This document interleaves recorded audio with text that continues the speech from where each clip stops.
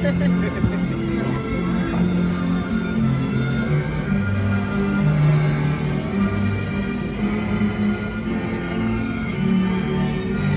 us momentarily. Let's wait for a boat to come back in the dock. Send you on your way.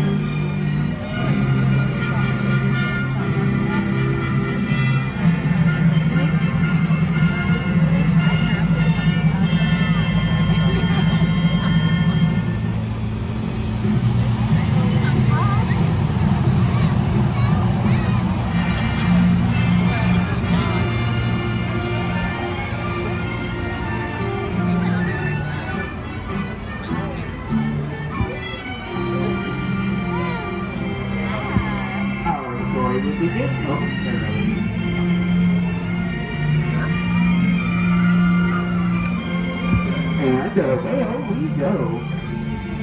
Good evening, everybody, and welcome aboard. My name is Jacob, and I'll be your captain and storyteller today.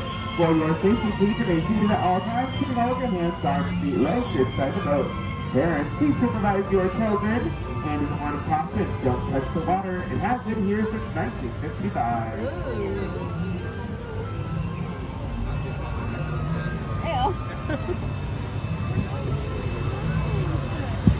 Our story begins with the big bad monster, the whale. The same monster, the whale, that swallowed Pinocchio and Geppetto. But not to worry, he's going to do us a favor and transport us to a magical land that we call Storybook Land.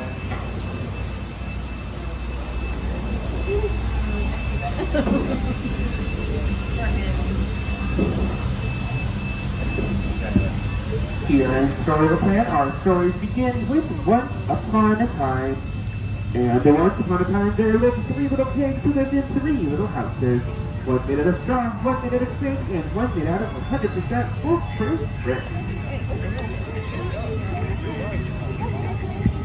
Just around the river bank to the left-hand side, you'll find a small little English village, home to a little girl named Alice, where Alice one day followed a white rabbit down the rabbit hole, until she found a curious little world that she called Wonderland.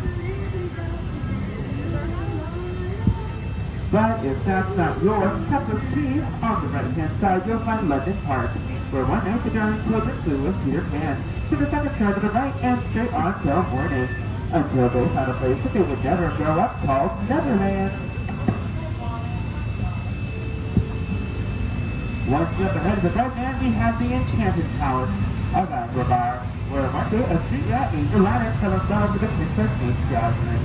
And to the home of a magical beast, they were married and still live in the Sultan's palace today. Now, I hope you all remembered to bring your magic carpet tonight, because right above you are the golden archways, the same golden archways that Princess Jasmine and Aladdin flew over sideways and under on their magic carpet ride.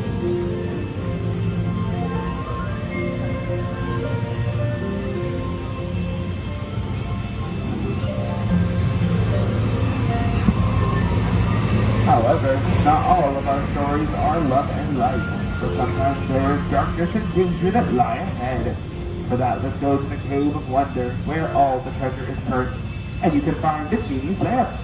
If the genie were to grant you 3 wishes, what would you wish for? Coming up on your right-hand side, you'll find a small little cottage where Snow White wished to escape the evil queen. The cottage is home to the 7 dwarves, where you can hear them whistle while they work. To the left, you'll also see Cinderella. Now, Cinderella wished to go to the ball, but her wicked stepmother wouldn't let her go. However, she did have some help from a fairy godmother, who used her magic to turn a pumpkin into a carriage, and her shoes into glass slippers.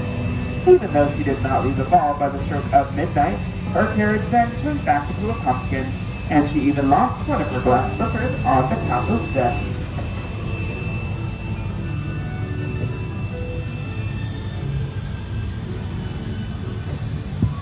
It is truly magical here in Storybook Land, for if you look to your left, you'll see a quilt of flowers. These quilted flowers are inspired by the Disney 1933 Silly Symphony, Lullaby Land. You also may have noticed here in Storybook Land that all of our plants, trees, buildings and everything else we have here are all quite small. For that, you can thank our little friend Tinkerbell and all of the Pixie Dust for keeping everything so teeny tiny.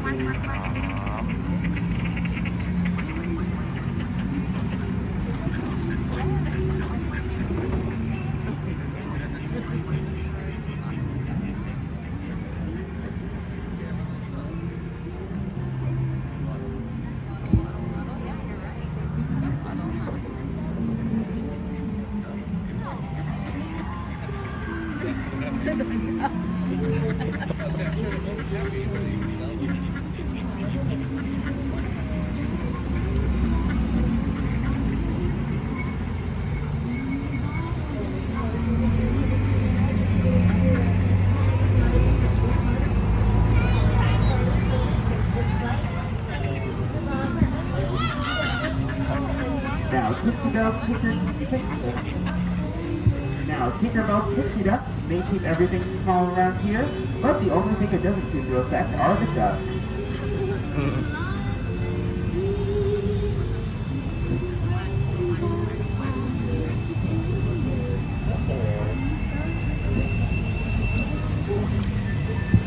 Coming up on the left-hand side, you'll find a modest little banner, home of a Mr. Toad and a Mr. Mole.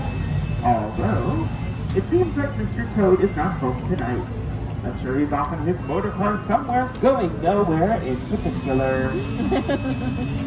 Beyond that is the kingdom of Arendelle, where two sisters, Anna and Elsa, discover something more powerful than Elsa's magic. It's the power of love. Sounds like Elsa's letting it go. And just up ahead is the Alpine Village, where a woodmaker named Geppetto wished upon a star that his cousin would turn into a real boy. And when Pinocchio saved him from the belly of monster the whale, the blue fairy granted him that wish and he became a real boy. Now everyone hold your breath because we're going to take a trip under the sea, where a little mermaid named Ariel sold her voice to a sea witch for a pair of legs, so that she could become a part of our world. And a part of our world she now is, for she now lives in the palace of her Prince Eric. To the left, you'll also see Ariel's throttle for all the rich people keep all the rich lives we have. And like all of our stories here in Storybook Land, they all ended the same, with happily ever after.